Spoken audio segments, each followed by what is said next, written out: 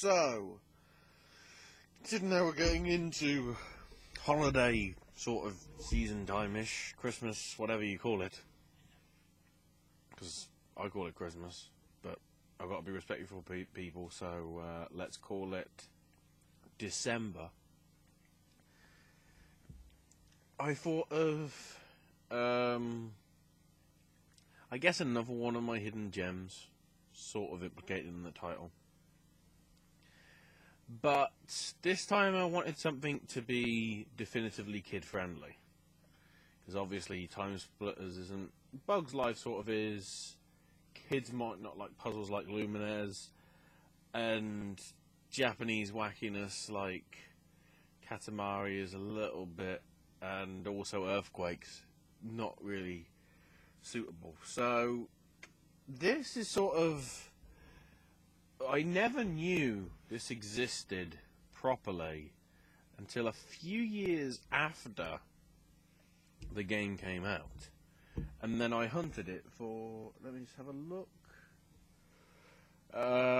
Probably about, well, I didn't purchase it until 6 or 7 years after that. So roughly 8 or 9 years after the game was released.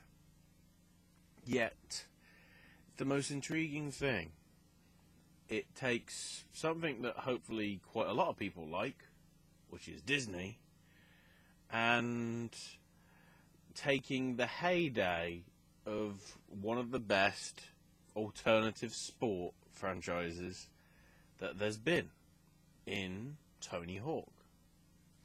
Because back in the day, the Tony Hawk games were pretty damn impressive. I'd say certainly the first 4 numbered ones were pretty good, and then Underground 1 and 2 certainly had their charms. American Wasteland actually wasn't too bad. It's just when it started to go real that it went a little bit crazy. Because people like doing some of the weird stuff that was in the original games. Like somehow getting, if you completed all the goals and everything, you got to skate heaven. When the god of the world told you you sucked if you bailed into like a volcano or something. Or Tony Hawk 3, where you could open up the haunted house, and then if you caught the glitch wrong, the entire town would be in the weird fog. Only happens when you come in. I mean, glitches like that, but it was the weird stuff. When it went simulation, sort of from Project 8, with the whole, oh, nail the trick, you now control tricks with the analog sticks, it really fell off badly. American Wasteland was a sort of kind, cute thing, and the fact that it was one world. Okay, the corridors were sort of loading screens, but it was one world that you could travel through continuously, a la the big games at the time like Jak and Daxter and Ratchet and Clank, was a nice little touch, even though those games came out a few years before. Open world was a big thing. No loading screens and everything. So, imagine my surprise when I find out that there actually was a sort of stepchild to the series, which only lasted 1 game. Which is a shame, because you could have done a lot of spin-offs thinking some of the things down the line. And that is Disney's Extreme Skate Adventure. Yes, I got it for 99p. I was extremely lucky with that. I think it's because the stores were getting rid of the PS2 games definitively once and for all, and they just wanted to get rid of it no matter what the price. So, it's used the engine from Tony Hawk's 4, which I wouldn't say was the definitive best. I still think 3, for me, is arguably the best Tony Hawk. But it took that and then put in story levels based on the 3 movies that appear on the front. Lion King, Toy Story 2, even though it says Toy Story and Beyond, whatever that is, and Tarzan. And it sort of followed the story of those three films when it based stuff around the levels that you were in. So I'm trying to think, have a quick look at my list.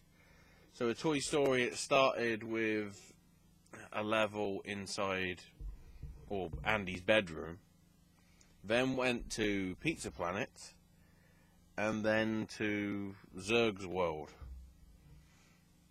For Tarzan, it started off in the treehouse where Tarzan grew up, then moved on to the camp settlement place, and then onto the ship where the sort of levels get finalised. And then with Lion King, it's Pride Rock, moving on to the Elephant Graveyard, and then Scar's Canyon. Sort of bringing Tony Hawk style goals to some of the major bits of those films. Not exactly everything in its entirety. Like, you didn't see Mufasa get killed, because I think he was in it. You obviously didn't see him get killed because, it's a 3+ game. But then the weird bit was what they determined as Ollywood. Yeah, Dodgy Joe's. The weird bit was that because it was its own world with its own goals that only there were like 10 kid characters that all won the chance to be in the game by being picked, I guess, by the developers or people at Disney or something. And I guess I wondered what those kids are now thinking 10 years on. I was in a video game. It looks nothing like me, but... And then you had Little Romeo. I don't even know who Little Romeo is. I don't know who half of these people are in this thing. I don't know who Jump 5 are.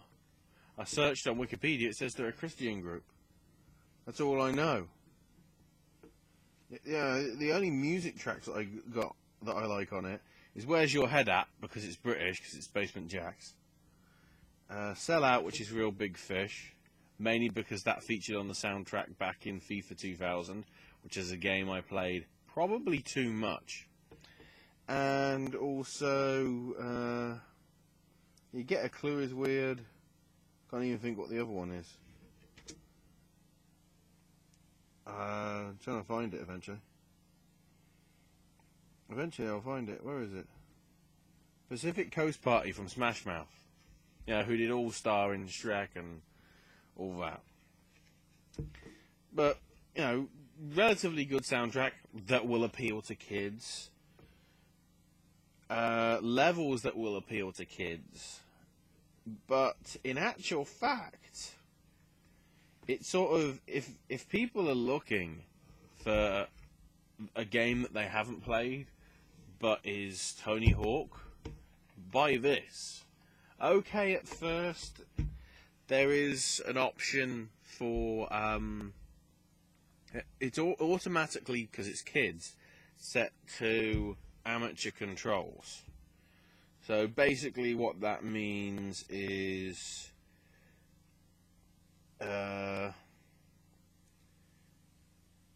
sort of it's just slightly different. I think by the looks of it, the only thing that's dramatically different is I think the reverts. Because with the kid controls, or the app, it's not kid, is it? Basic, I think it's referred to as. You can press X to do spine transfers, which were introduced in Tony Hawk's 4. Or no, spine transfers were in 4, because Tony Hawk's 3 was where we had the reverts, I think. There might have been spine transfers in that as well. I cannot remember. It's been a while since I played it. 100% of it. Darth Maul and all that. But yeah, it's it was a pleasant surprise. It's fun. There's like collectibles to get, which unlock levels and features and characters and things. It's very similar to sort of how 4 worked, and to some extent 2. It's weird how 2 had all the money and stuff, where you could purchase stuff to get rewards and upgrade your stats. Whereas Tony Hawk 3 stepped back away from that, and then they sort of combined in 4 because you had money, so you could buy characters and levels and whatever.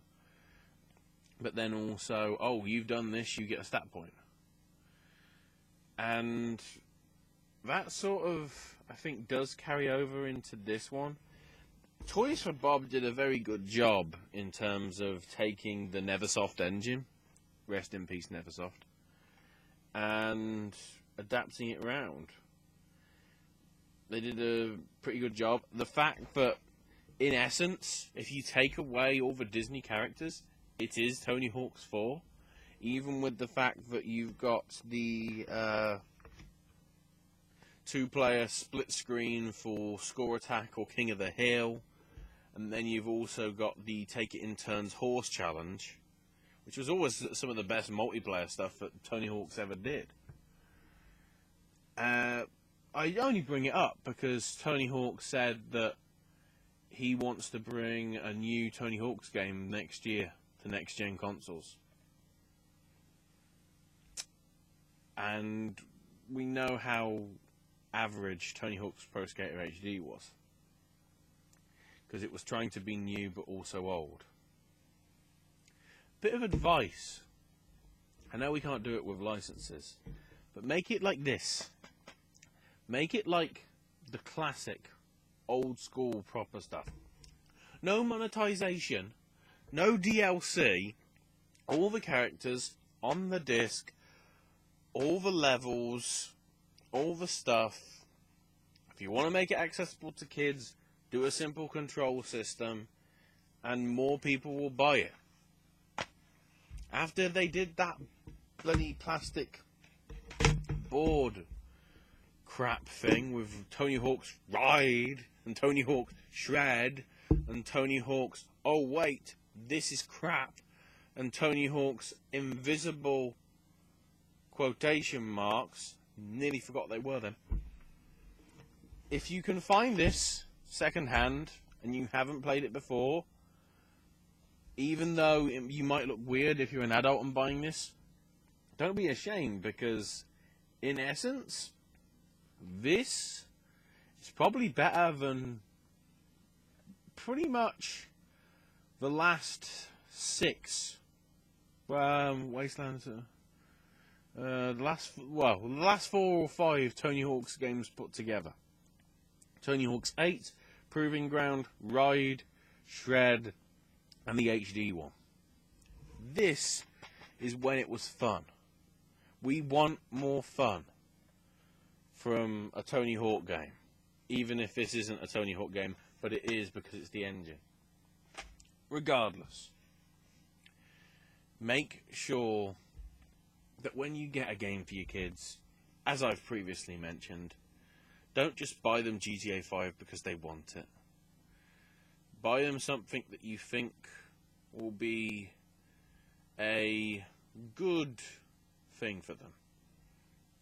Trust me, there's plenty out there. You've got Little Big Planet. You've got, to some extent, Super Smash Brothers. And no, I'm not talking about that plant girl that was poning people. Oh wait, it's actually a pro player somehow playing behind them, which is sort of bad move, Nintendo. But Super Smash to an extent, obviously pretty much quite a lot of Wii U games, bar Bayonetta, are probably suitable for your kids this holiday. On the 360, sorry, the Xbox One, on Xbox, it's really a case of, yeah, there is nothing. Bar Disney Fantasia, but no, actually the Dance Central. I take it back. Dance Central on the One might actually be good. Because the Dance Central games have been good. But other than that, I'm pretty sure Rayman Legends is cheap as well. Probably now, given that it's about a year old, at least. Just buy that. Because that game's awesome. Just in your holiday shopping, if you haven't already done it. If you have, you might have to go out and get something. But just think.